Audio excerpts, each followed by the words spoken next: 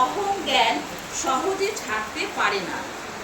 আমি করি, আমি খাই এ ধারণা ত্যাগ অথবা আমিত্বের বিলোপ সাধন সহজ কথা নয়।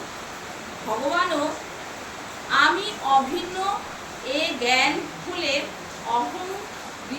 অহং বুদ্ধি যায় না। অতএব মানুষের পক্ষে সাধনের সহজ পথ দাস্য ভাব অবলম্বন।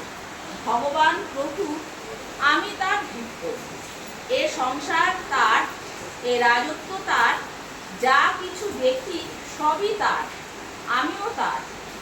তিনি আমাকে ভৃত্য নিযুক্ত করেছেন তার সংসারের কাজ করার জন্য।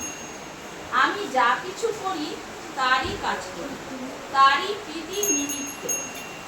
এ সংসারের কোনো বস্তুতে আমার কোনো সত্ত্ব নেই, সকলই তার, আমি তার সেবক মাত্র। আমি নিত্য নৈমিত্তিক কাম্য প্রভৃতি যে কোনো কর্মই করি সকলই তার প্রীতির জন্য।